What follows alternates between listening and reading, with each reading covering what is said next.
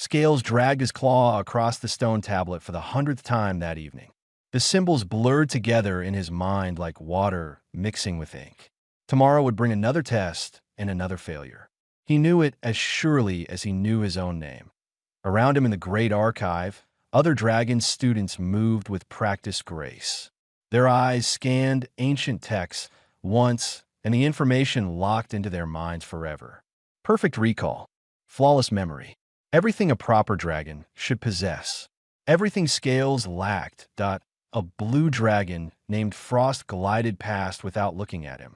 She had memorized the entire history of the 17 wars in a single afternoon. Scales had been studying the same material for 3 months and still mixed up which battle happened first. The evening bell rang across the learning halls. Other students stretched their wings and headed toward the sleeping hollows. Scales remained hunched over his tablet. Maybe if he tried one more time. Maybe if he focused harder. Maybe if he just stopped being so defective. Still here, broken mind? A red dragon called Ridge landed beside his study nook. 2 others flanked him, smirking, trying to memorize what day of the week it is. The group laughed. Scales kept his eyes on the tablet and said nothing. Responding only made it worse. My hatchling sister has better recall than you, Ridge continued. She is only 4 cycles old. You are 13 and still cannot pass basic history. Leave him alone, a voice said. Ash, a gray dragon from another clutch, hovered nearby. The masters will expel you for harassment. Ridge snorted smoke, but flew off with his friends. Ash nodded at Scales and left as well. Scales appreciated the gesture, but it changed nothing.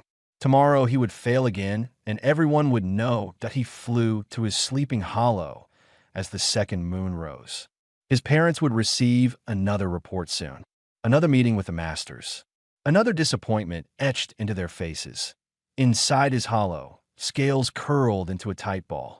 Other dragons dreamed in perfect clarity, remembering every moment of their lives with crystal precision. Scales dreamed in questions. Why did the 17th war start? What were the soldiers thinking?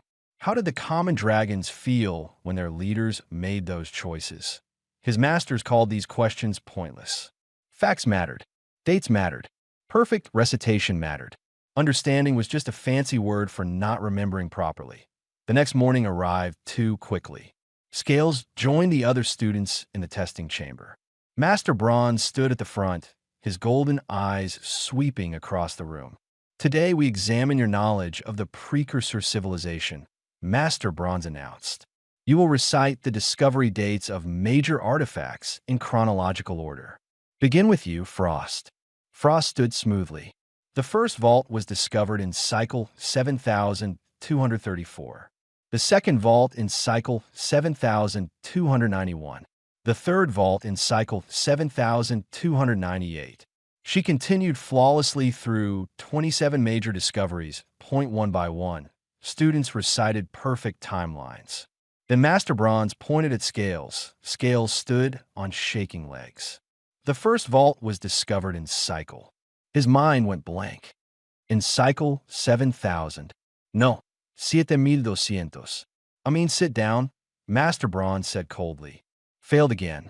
Whispers rippled through the chamber. Some students looked away in embarrassment. Others smirked. Ridge made a show of shaking his head in mock sadness. After class, Scales found a summons waiting. The Dragon Council wanted to see him and his parents immediately. The council chamber soared high above the learning halls. 5 elder dragons sat in judgment, their scales dulled with age, but their minds sharp as ever. Scales' parents stood beside him, their wings drooped with shame. This cannot continue, Council Leader Granite said. Scales has failed every major examination. He disrupts classes with irrelevant questions. He wastes the master's time. He tries, Scales' mother said quietly. He studies more than any other student. Effort without results is meaningless, another council member replied. We have standards. If he cannot meet them, perhaps he should pursue other paths. Manual labor, record keeping, something suitable for his limitations. Scales felt his chest tighten. Expelled, cast out, marked as defective forever. Give him one more chance, his father pleaded. One more cycle. The council members conferred in low voices. Finally, Granite spoke. Very well, but he must show improvement. Real improvement. We will not debate this again. Outside the chamber, Scales' parents said nothing. Their silence hurt worse than any words. That evening, Scales returned to the archive alone. He did not study. He simply stared at the ancient texts and wondered what was wrong with him. Every other dragon could do this. Why could he not? Through the window, he noticed unusual activity near the archive entrance. Creatures he had never seen before. Two-legged, wingless, carrying strange equipment. Humans, he realized. The alien species from the radio broadcasts. One of them, a female with gray streak hair, looked up at the archive with bright, curious eyes. She saw Scales watching and smiled. Then she spoke to her companions and pointed at the building. The master approached her, and they began talking. Scales could not hear the conversation, but he saw the master shake his head repeatedly. The human kept gesturing, showing images on a glowing device. The discussion grew animated. Finally, the master flew away, clearly irritated. The human looked disappointed, but not defeated. She noticed Scales still watching and waved. Scales pulled back from the window, confused. Why would a human wave at him? Why would anyone acknowledge the Academy's greatest failure? He returned to his hollow, but sleep would not come. Somewhere below, the human was probably studying the same ruins and artifacts that Scales had failed to memorize. Probably making sense of things a superior dragon mind could not grasp. The thought should have depressed him further. Instead, something about that human's curious expression stayed with him. She had looked at the archive like it held mysteries, not just facts to memorize. What a strange way to see the world. Dr. Helen Grant had traveled across 3 star systems to reach the dragon homeworld. She stood before the Dragon Council now, trying not to show her frustration. Getting permission to study precursor ruins was proving harder than the journey itself. Your request is unnecessary, Council Leader Granite said. We have documented every artifact, every room, every inscription. Our records are complete and perfect. Helen adjusted her glasses and pulled up a holographic display. I understand your records are thorough, but human archaeology uses different methods. We'll look at context, or patterns, chemical residue, things that might reveal new information. There is no new information, another council member stated. Dragons do not forget. What we have recorded is all that exists.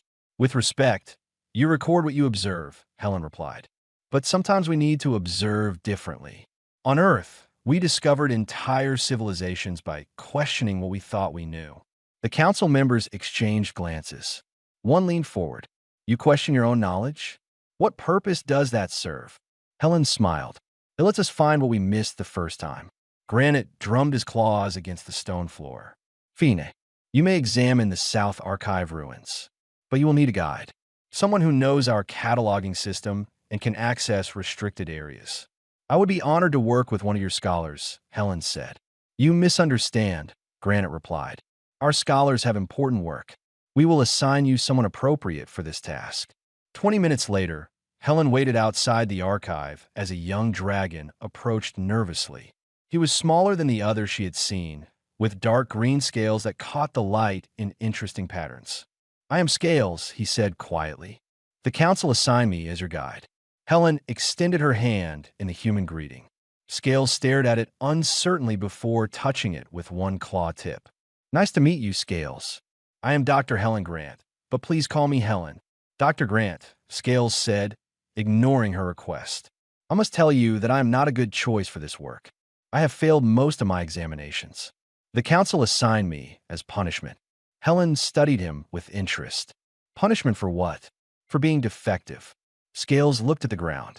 I cannot memorize information properly. My mind does not work like other dragons. I see, Helen said. Well, I am glad you are here anyway. Shall we begin? Scales led her into the archive and down ancient corridors. The walls held carvings from the precursor civilization that had vanished thousands of years ago.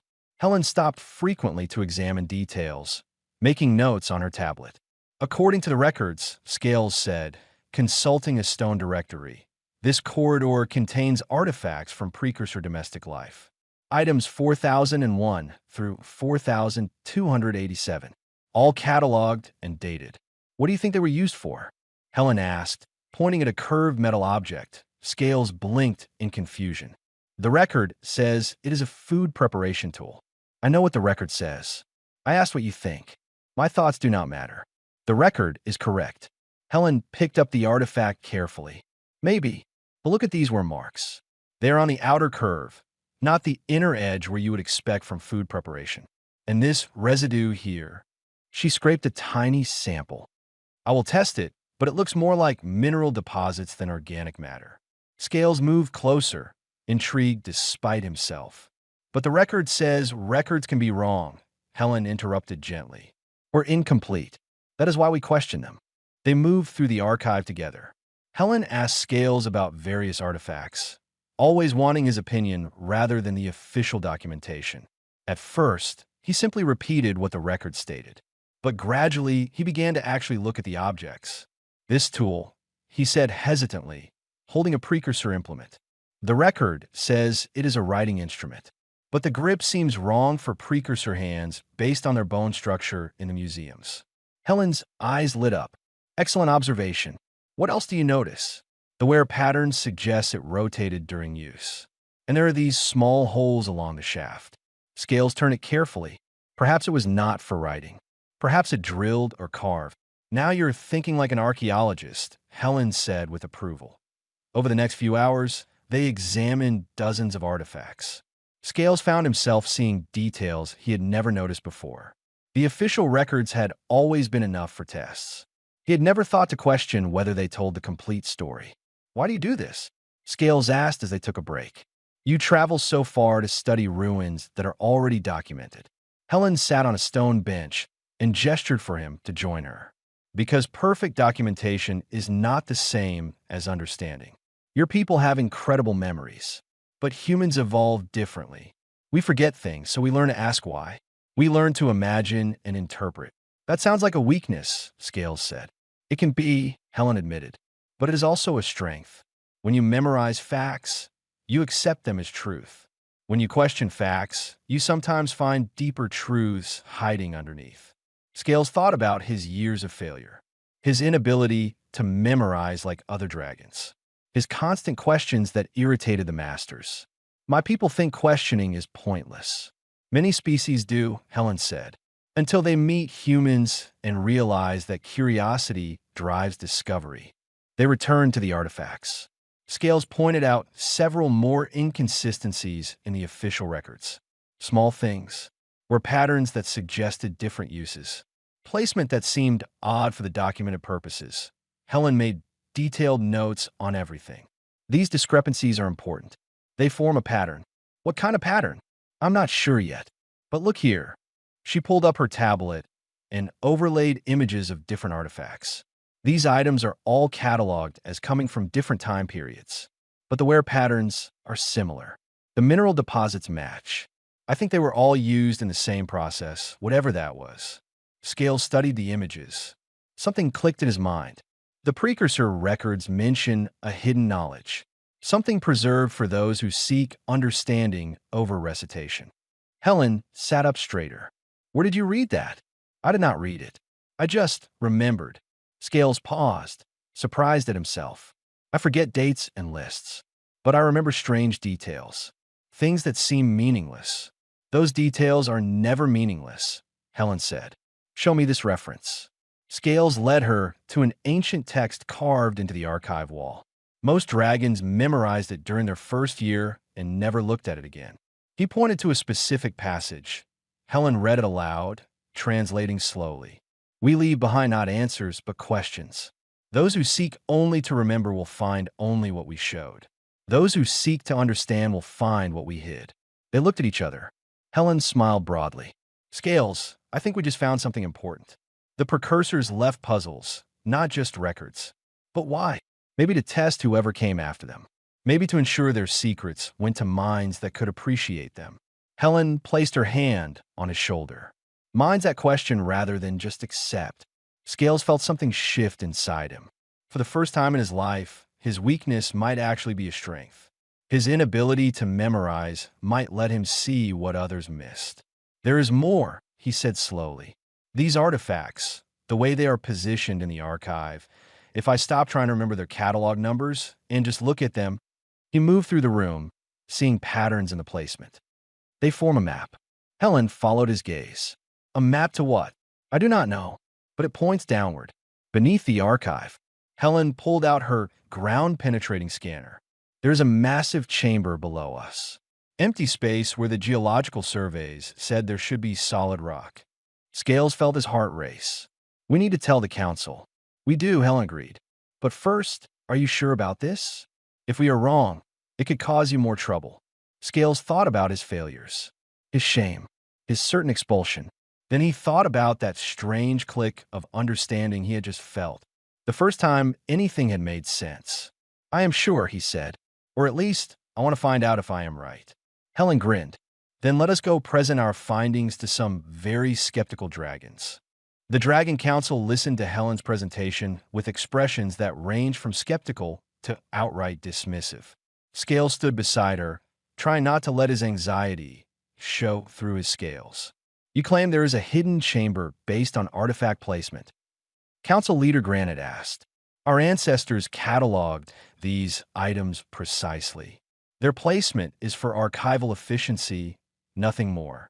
With respect, Helen said, pulling up her ground-penetrating scan. The geological data shows a void beneath the archive. A large artificial chamber that your surveys somehow missed. Impossible, another council member stated. We have scanned this archive thoroughly for structural integrity.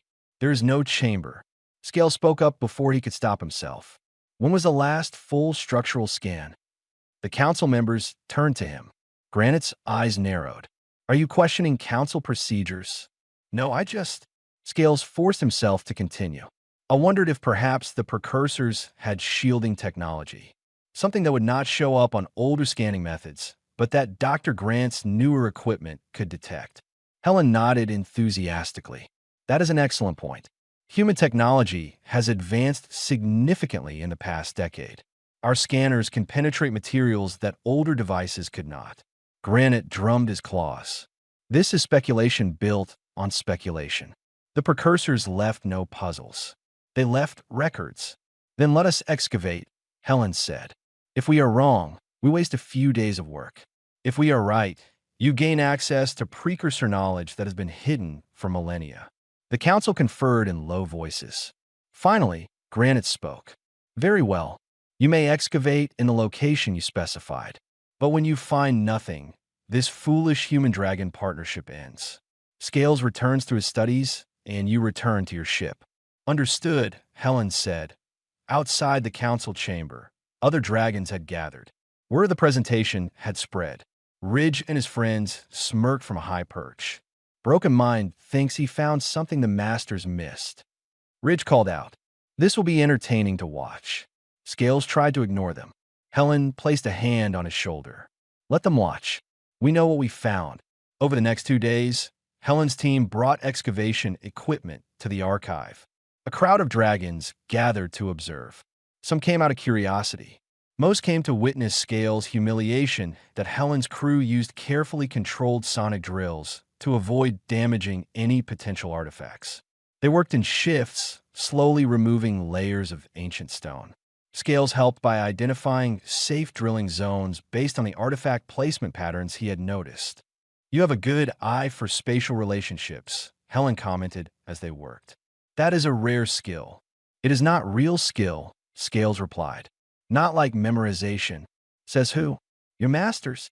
Helen wiped sweat from her forehead. Scales, different species value different abilities. Dragons prize memory. Humans prize curiosity. Neither is objectively better. But in dragon society, you're not just in dragon society anymore, Helen interrupted gently. You're working with humans now. And in this work, your skills matter more than perfect recall. They drilled through the morning and into the afternoon. The gathered dragons began to lose interest. Some flew away. Others settled in for naps. Ridge and his friends remained, determined to see the failure. Then, just as the third moon rose, The drill broke through into empty space that Helen's scanner went wild with readings. We have a chamber. Large. Very large. She looked at Scales with excitement. You were right. The announcement spread through the crowd. Dragons woke and pressed closer. Council members arrived to observe. Scales felt dizzy with a mixture of fear and hope that Helen's team carefully widened the opening. They lowered lights and cameras into the darkness below. The screen showed glimpses of a massive underground vault filled with structures and technology. By the ancestors, one council member whispered. They spent the next hour making the opening safe enough to enter. Helen insisted on going down first with Scales beside her. Several council members followed, along with archive masters and curious students. The chamber stretched further than their lights could reach. Precursor technology lined the walls, more advanced than anything in the museums above. Central pillars held data storage devices that still hummed with power after thousands of years. This is impossible, Master Braun said, his voice echoing. We documented this site completely. How do we miss an entire chamber? Helen ran her scanner over the walls. Shielding. Very sophisticated. It blocked your older technology, but degraded enough over time for my equipment to penetrate. But why hide this? Another master asked. Scales moved toward the nearest data pillar. Something about the symbols carved into its base called to him. Dr. Grant, look at this. Helen examined the carvings. It is precursor script, but not standard documentation. This is poetic, metaphorical. The precursors were scientists, Granite said. They did not write poetry. This one did, Helen replied. It says, we hide our final gift from those who only remember. We reveal it to those who wonder why. Silence filled the chamber. Every dragon present understood the implication. This vault was hidden specifically from minds like theirs. It was designed to be found by minds that questioned and imagined. Scales felt dozens of eyes turn toward him. The defective dragon. The failure. The one who could not stop asking why. There is more writing, Helen said, moving to another pillar. Instructions, or rather, riddles. The precursors encoded their final knowledge in puzzles that require interpretation. We can decode them, Master Braun said. We have the finest linguistic experts. Helen shook her head. Not decode. Interpret. There's a difference. This is not just about translating words. It is about understanding context and meaning. She turned to Scales. You notice the artifact patterns that led us here. You saw what others missed because you do not just memorize, you question. Can you read this differently than a typical dragon would? Every dragon in the chamber watched him. Scales approached the pillar and studied the symbols. If he tried to memorize them, they blurred like always. But if he just looked at them and wondered what they meant, this section talks about a gift, he said slowly. Not a physical object, a way of thinking. The precursors say they evolved past the need for perfect memory. They learned to imagine and create instead. Impossible, a council member said. Perfect memory is the foundation of intelligence. Not for them, Scales continued, his confidence growing as the symbols made sense in a way formal education never had. They say memory is a tool, not a purpose. They wanted their knowledge to go to species that understood that. Helen recorded everything he said. Keep going. What else do you see? This pillar describes a test. The chamber is filled with precursor knowledge, but it is locked behind puzzles. Anyone can memorize answers. Only those who truly understand can solve these challenges. Master Bronze stepped forward. Then we will study the puzzles. Document them. Find the patterns. That is not how this works, Helen said firmly. This requires creative thinking, lateral problem solving, skills your education system does not teach. Are you saying dragons cannot solve these puzzles? Granite asked dangerously. I'm saying most dragons cannot, Helen replied. But Scales can. That is why the precursors designed it this way. They knew that any successful species would have diverse minds. They wanted to reward those who thought differently. Scales looked around at the vast chamber. Months ago, he had been ready to accept expulsion. Today, he stood in a precursor vault that he and he alone among his people could hope to unlock. I will try, he said, but I might fail. I fail at most things. You have not failed yet today, Helen pointed out. You found this chamber when countless perfect memory dragons missed it completely. Ridge spoke up from the back of the group. This is lucky guess. Nothing more. Tomorrow he will fail as always. Then tomorrow we will see. Scales replied, surprising himself with his steady voice. The council members conferred. Finally, Granite spoke. Very well. Scales and Dr. Grant will work together to interpret the precursor puzzles. But we will document everything. If there is knowledge here, it belongs to all dragons. Of course, Helen agreed. We are not here to steal. We are here to understand.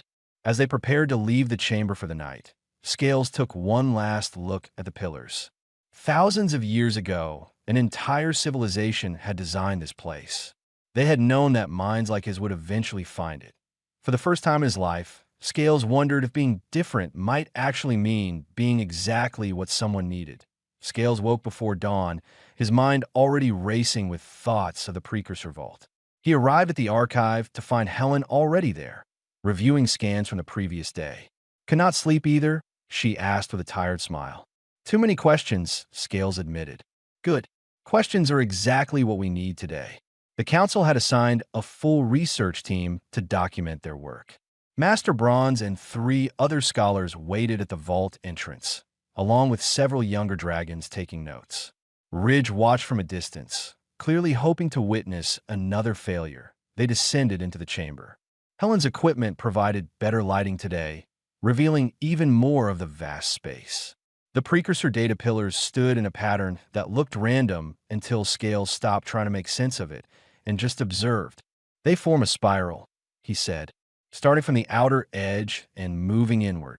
Like a journey, Helen added, from basic concepts to more complex ones. They approached the first outer pillar.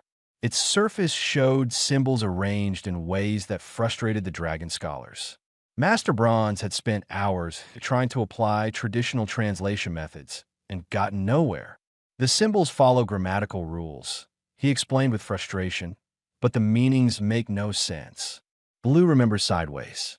Stone dreams forward. Light questions backward. It is not literal translation, Scales said, studying the pillar. It is metaphor. Dragons do not use metaphor in technical documentation, Master Bronze replied. But the precursors did, Helen pointed out. Or at least, they did in this chamber. Scales, what do you think it means? Scales walked around the pillar, looking at the symbols from different angles. Blue remembers sideways. Water is blue. Water flows around obstacles, not through them. Maybe it means flexibility? Helen nodded encouragement. Keep going. Stone dreams forward. Stone is permanent. But mountains erode. They change over time. Dreams are about future possibilities. Scales felt the meaning click into place. It is about how different materials and concepts relate to time and change. That is speculation, Master Bronze said. Not translation. It is interpretation, Helen corrected. And it seems to be working. Scales, try touching the symbols in the order you just described. Scales hesitated, then pressed his claw to the symbols representing water, flexibility, stone, and change in sequence. The pillar hummed. Light spread through channels in the stone, connecting this pillar to the next one in the spiral. The watching dragons murmured in surprise. Master Bronze looked stunned. How did you know to do that? Ridge called out. I did not know, Scales replied honestly. I guess based on what felt right. They moved to the second pillar. This one showed images instead of words. Scenes of precursor life. Helen recorded everything while the dragon scholars debated the image's significance. These show technological advancement, one scholar said. The progression from simple tools to complex machines. But Scales saw something different. It is not about the technology. Look at the precursors themselves. In the early images, they stand apart. In the later ones, they work together. The technology brings them closer. Helen examined the images more carefully. He's right. This is not a technology timeline. It is a social evolution timeline. The precursors are showing how they learned to cooperate. What does that have to do with hidden knowledge? Master Bronze asked. Maybe everything, Scales said. Maybe they are trying to tell us something about how to use what they left behind. He touched the images in the order they appeared, focusing on the precursors themselves rather than their tools. Again, the pillar lit up and connected to the next one in the sequence. They worked through 6 pillars over the next several hours. Each one required looking past obvious meanings to find deeper truths. Each one frustrated the dragon scholars who tried to apply logic and memorization. But Scales found himself understanding the precursor mindset more with each puzzle. They valued imagination over certainty, questions over answers, the journey over the destination. "This is exhausting," he admitted to Helen during a break. "My mind works differently than normal dragons, but it still gets tired." "That is because you are really thinking," Helen replied, "not just retrieving stored information. Creation always costs more energy than recall." "Is that a human saying?" "No, I just made it up. But it is true." The 7th pillar stood taller than the others. Its symbols were more complex, layered in ways that seemed impossible to interpret. Master Bronze had given up trying after the first hour. Scales stared at it until his eyes hurt. Nothing clicked. No sudden understanding. Just confusion and the growing certainty that he had reached his limit. "I cannot read this one," he told Helen quietly. "I do not know what it means." "Then let us try something different," she suggested. "Stop trying to interpret the symbols. Tell me what you feel when you look at them." "What I feel?" "Yes. Emotions. Impressions. Sometimes understanding comes from here." She tapped her chest. "Not here." She tapped her head. Scales looked at the pillar again, letting himself feel instead of think. Sadness. Loss. But also hope? Like saying goodbye to someone, but knowing they will be okay. "The precursors left this world," Helen said softly. "These are their final messages. Keep going." "What else?" "Pride." Not in themselves. In whoever solves these puzzles. Like a teacher proud of a student. Scales felt tears form, something dragons rarely experienced. "They're saying farewell. And thank you. And good luck." He reached out and touched the symbols that felt like sadness, then hope, then pride. The pillar erupted with light, brighter than all the others combined. The illumination spread across the entire chamber, revealing what had been hidden in the darkness. The center of the spiral held a massive sphere of precursor technology. Data storage beyond anything the dragons possessed. Records, schematics, knowledge accumulated over thousands of years of precursor civilization. But more importantly, written across its surface in letters large enough to read from anywhere in the chamber. To those who find this, who questioned when others merely remembered, who imagined when others merely recorded, who wondered why when others only asked what. This is our legacy. Use it with the wisdom you have already shown by reaching this place. The chamber fell silent. Every dragon present stared at the sphere and its message. Then they looked at Scales. "I did not do this alone," Scales said quickly. "Dr. Grant helped me. She taught me how to think differently." "I taught you nothing," Helen replied. "I just helped you see what was already inside you." Council leader Granite descended into the chamber, having been summoned when the central sphere activated. He looked at the message, then at Scales, then back at the message. "It appears," Granite said slowly, "that we have been teaching the wrong lessons." "Not wrong," Helen corrected diplomatically. "Incomplete. Dragons have remarkable memory. That is a great strength, but it is not the only strength worth cultivating." Master Bronze approached Scales. "I owe you an apology. I called your questions pointless. I marked you as deficient. But you found what none of us could." "I just saw things differently," Scales said. "Exactly," Master Bronze replied. "And we need that. Perhaps we have always needed it, but never recognized it." Ridge flew down from his perch. For a moment, Scales expected mockery. Instead, Ridge dipped his head in the dragon gesture of respect. "I was wrong about you. I am sorry." The apology shocked Scales more than anything else that day. Ridge was proud. Dragons like him never admitted fault. "Thank you," Scales managed to say. Helen began scanning the central sphere, her equipment recording vast amounts of data. "This will take weeks to fully analyze. But from what I can see, the precursors left information about everything. Their science, their culture, their mistakes and successes. And warnings," Scales added, pointing to a section of the sphere. "See those symbols? They are marked differently, more urgent. Helen focused her scanner on that section. Her expression changed from excitement to concern. These are threat warnings, something that made the precursors leave their world. What kind of threat? Granite asked. I will need time to translate it properly, but it appears to still be relevant. The precursors believed this threat would return. Helen looked at Scales. They left instructions for dealing with it. But like everything else here, those instructions require interpretation, not just translation. Scales felt the weight of what they had discovered. Finding the chamber had been just the beginning. Understanding it would take much longer. And some of that understanding might be desperately needed. I will help translate, he said. Whatever it takes. We all will, Granite announced.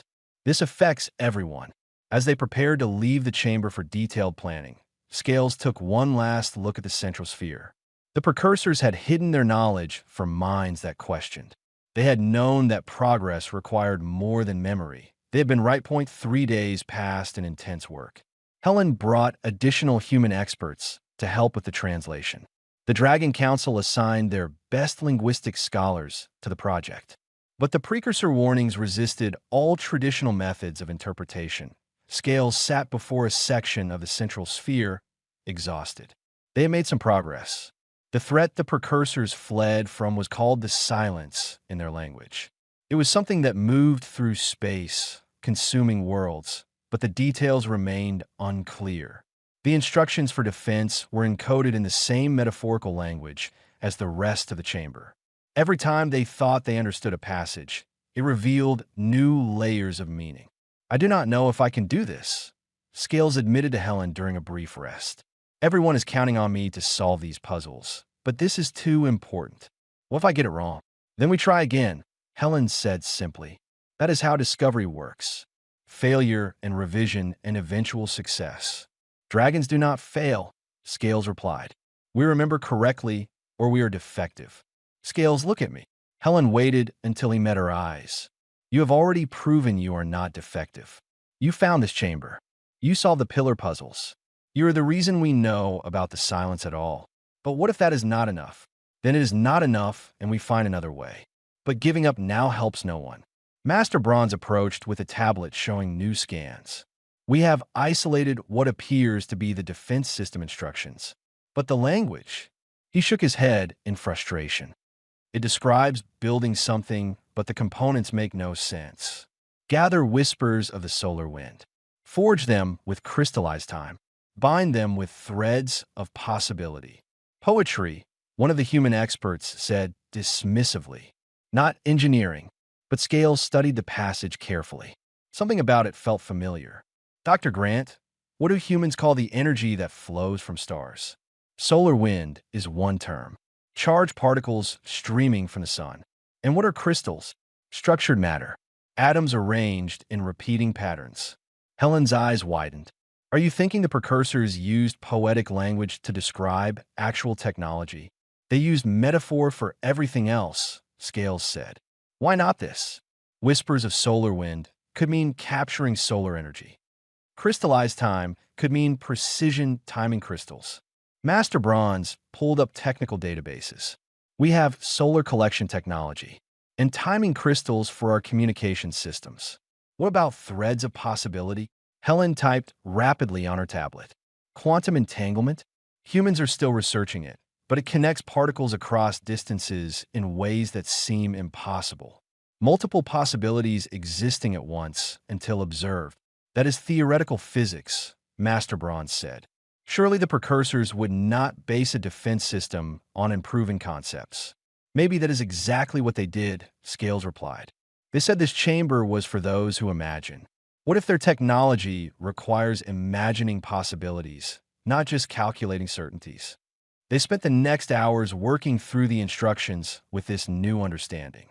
Poetic language translated into technical specifications. The precursors had not written unclear instructions. They had written instructions that required creative interpretation to understand. It is a network, Helen said, assembling the translated specifications.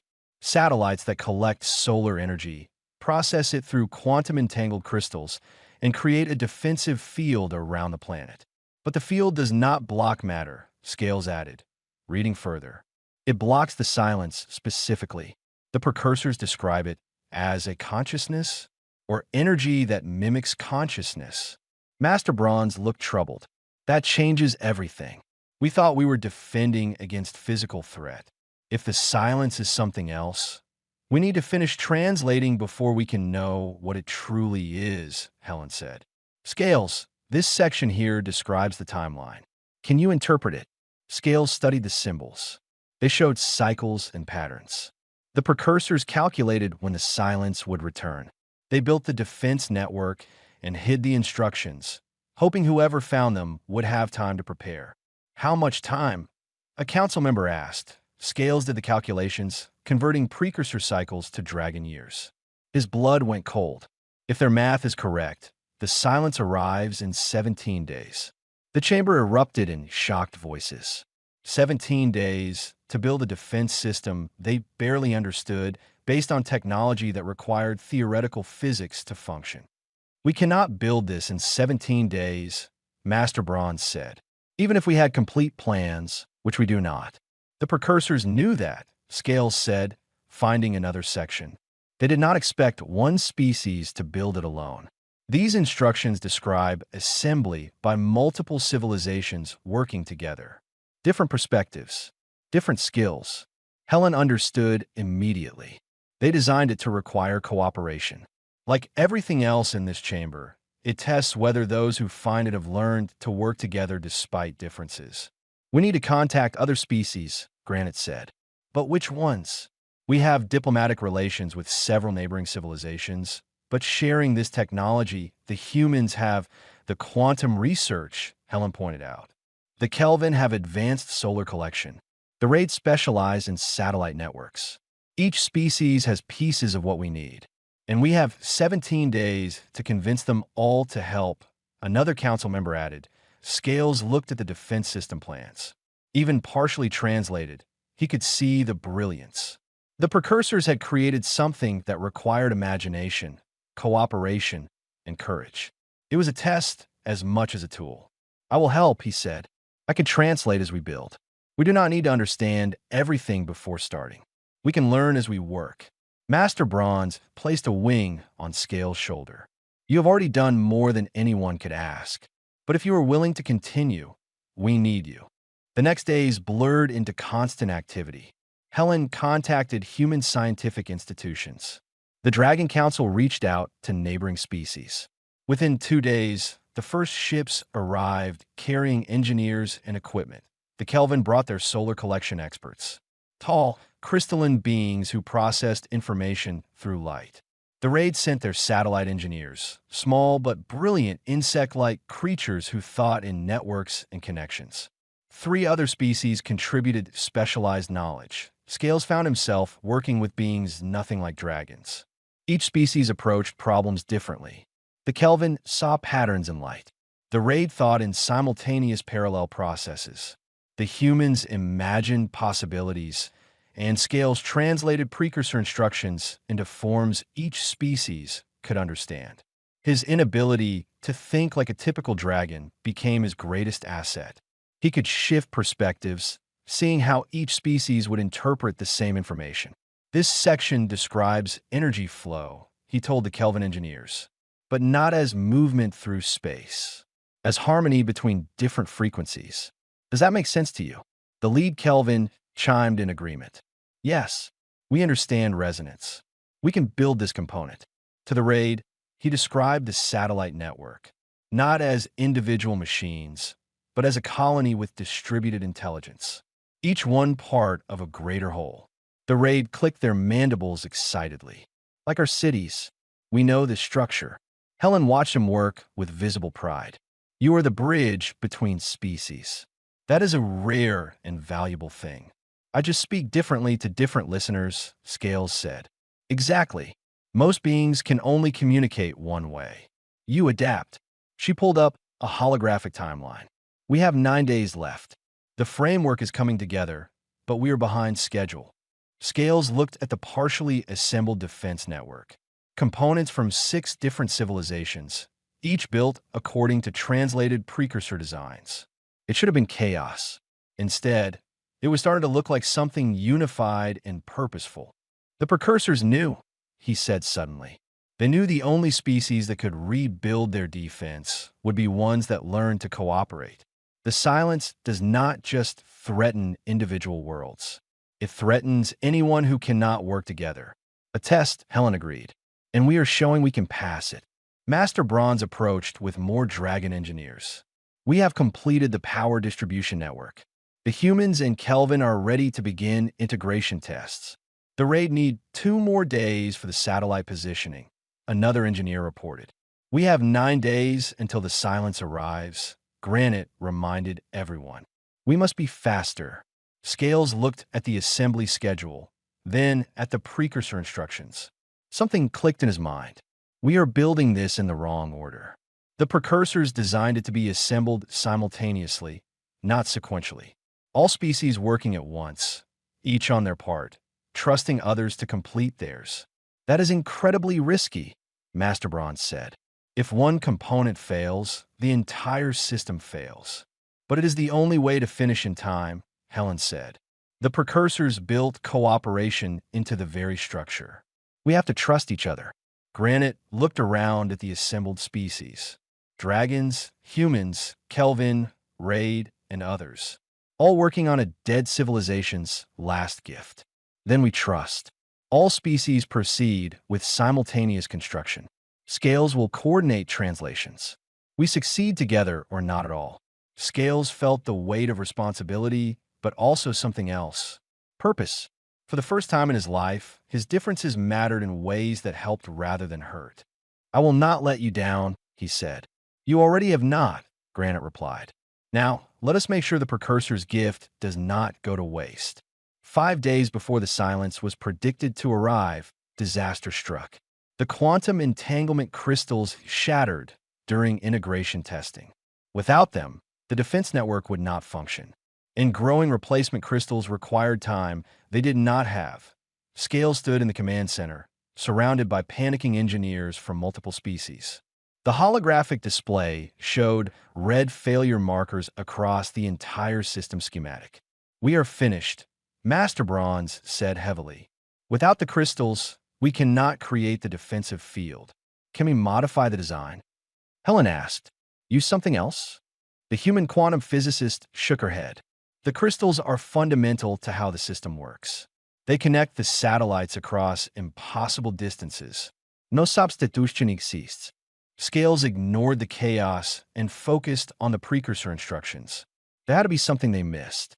The precursors would not build a system that failed this easily. He scrolled through sections they had already translated, looking for anything about the crystals. Then he found it.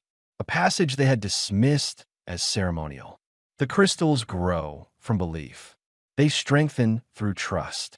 They function through unity. That is poetry, the physicist said. Not physics. Everything else in this chamber was both. Scales countered.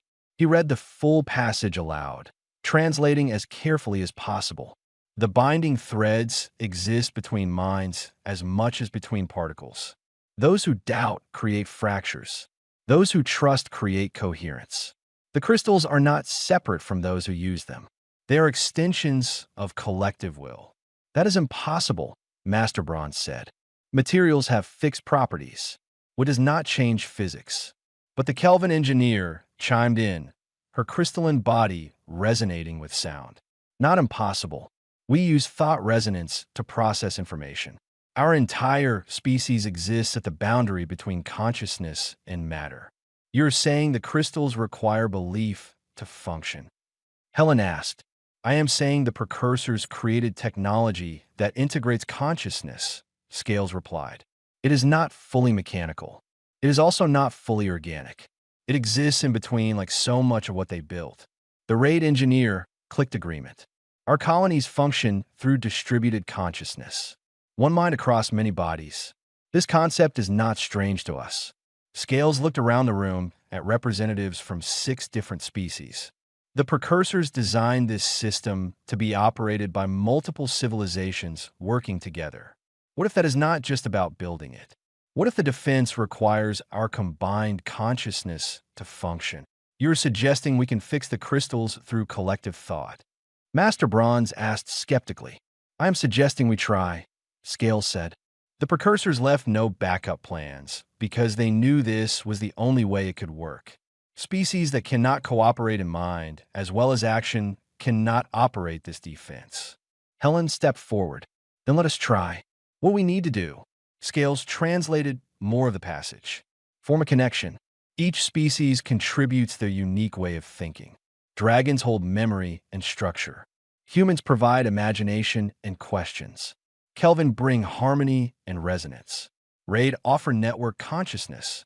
The others contribute their own strengths.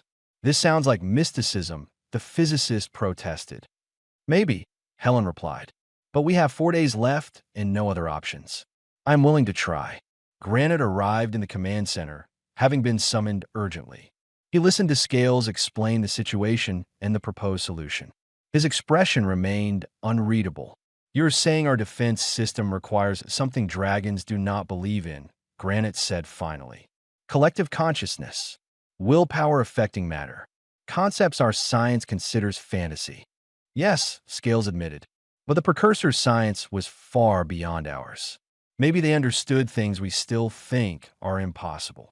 Granite looked at the shattered crystals in their containment field. Then he looked at Scales.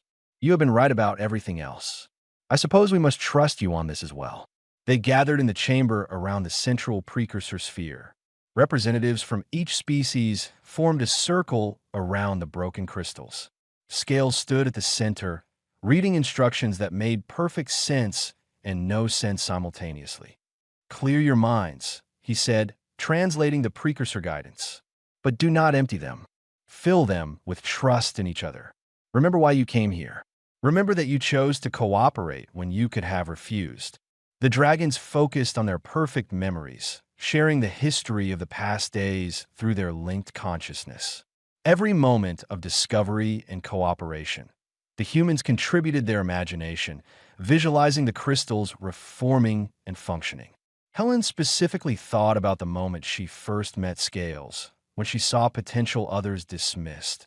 The Kelvin resonated at frequencies that bridged the gap between thought and matter, their crystalline bodies creating harmonic patterns in the air. The raid networked their minds, creating a distributed consciousness that encompassed everyone present, making them briefly one entity with many perspectives. The other species added their own unique contributions. Patterns of thought no single civilization could create alone. Scales felt it happening. The connection forming. Not losing individuality, but sharing it. He could sense the Kelvin's perfect harmony, the raid's networked awareness, Helen's boundless curiosity, Master Bronze's structured knowledge. And in that moment of perfect cooperation, the crystals began to reform. Slowly at first, then faster. Molecular structures aligning. Quantum states synchronizing across impossible distances. The crystals grew from fragments to whole structures, glowing with energy that seemed to come from everywhere and nowhere. When the connection faded and individuals became separate again, the crystals floated in their containment field, perfectly formed and already entangled with their counterparts in the satellite network. The physicists stared at her instruments. That is impossible. We just witnessed impossible. We witnessed precursor science, Helen corrected, her voice shaking with wonder, and proved we are ready to inherit it. Over the next 3 days, they completed the defense network. Every species worked simultaneously, trusting others to succeed at their tasks. The satellites launched and positioned themselves perfectly. The solar collectors came online. The quantum crystals linked the entire system into one vast instrument that on the final day, as the precursor calculations predicted, the silence arrived. IT appeared at the edge of the system as distortion in space itself. Not a physical object, but an absence. A void that consumed light and matter, and if the precursors were right, consciousness itself. The defense network activated automatically. Solar energy flowed through quantum-linked crystals, creating a field that existed partially in normal space and partially in places the dragons had no names for. The field spread across the planet, invisible but present. The silence moved closer. It touched the field and stopped. For long minutes, nothing happened. Then the silence withdrew, moving back toward the edge of the system. It remained there briefly, as if considering, then disappeared entirely. The command center erupted in celebration. Every species represented joined in according to their customs. The Kelvin chimed harmonically. The raid clicked in rhythmic patterns. Dragons roared. Humans cheered and embraced. Scales found himself surrounded by congratulations from beings of multiple species. Ridge approached and bowed deeply. You saved us all. I will never doubt you again. Master Bronze placed both wings on Scales' shoulders. You proved that different minds have different values. The Council will establish new education paths for dragons like you. We will learn to value questions as much as answers. Helen hugged him, and Scales awkwardly returned the gesture. You did it, she said. Everything the precursors hoped for. We did it, Scales corrected. All of us together. Granite called for attention. The precursors left their legacy to those who could cooperate across differences. Today we proved worthy. But more importantly, we proved that our future requires exactly this kind of cooperation. From this day forward, our species will maintain formal partnerships. We will learn from each other. We will value different ways of thinking. The other species leaders agreed. What started as emergency cooperation became the foundation for lasting alliance. Weeks later, after the various species' ships departed and life returned to normal, Scales found himself teaching at the archive. Not traditional classes in memorization, but new courses in interpretation and creative thinking. His students were young dragons who struggled with perfect recall. They asked too many questions. They imagined too much. They thought differently. And for the first time in dragon history, that was exactly what their teachers wanted. Scales stood before his class, showing them the precursor vault that he had discovered. The precursors left this for minds like yours, he told them. They knew that progress requires different perspectives. Memorization matters, but so does imagination. Perfect recall has value, but so does creative interpretation. A young student raised her wing nervously. But what if we fail the traditional tests? Scales smiled. I failed every traditional test. I was called broken mind. Defective. My own people wanted to expel me. He gestured to the vault around them. Then I found this. I saved our world. Not despite my differences, but because of them. The students looked at him with hope. For the first time, they saw their struggles reflected in a teacher who succeeded rather than failed. The precursors left us a message, Scales continued. They said their legacy belongs to those who question when others merely remember, who imagine when others merely record, who wonder why when others only ask what. He looked at each student. That is you. That is all of you. And that is exactly who we need you to be. Helen appeared in the doorway, having returned for a follow-up research expedition. She caught Scales' eye and smiled proudly. Your assignment, Scales told his students, is to find something in this archive that everyone thinks is fully understood. Then show me why they might be wrong. Question everything. Imagine possibilities. Wonder why. The students scattered excitedly through the vault. Scales watched them explore with the same curiosity that had led him here months ago. Master Bronze joined him, observing the young dragons. You have started a revolution in dragon education. Some elders still resist, but the young ones embrace it eagerly. Good, Scales replied. The universe needs different kinds of minds working together. The precursors prove that. We just had to learn the lesson. A student called out, pointing at a section of the vault they had not fully explored. Teacher Scales, I found symbols that do not match the official catalog. Can we investigate? Scales glanced at Helen, who nodded enthusiastically. Yes, he called back. Let us see what questions you can ask about it. As he walked toward the student, Master Bronze stopped him briefly. Do you ever regret your early struggles? The failures and mockery? Scales considered the question. I used to, but those struggles made me who I am. They taught me to think differently, and that is exactly what the universe needed. He looked at his students, exploring the vault with wonder. Sometimes our greatest weaknesses become our greatest strengths. We just need someone to help us see the difference. He joined his students, ready to encourage their questions and celebrate their unique perspectives. The precursors had left their legacy to minds that questioned, and a new generation of dragons was learning to question everything. The universe, Scales thought, was about to become much more interesting.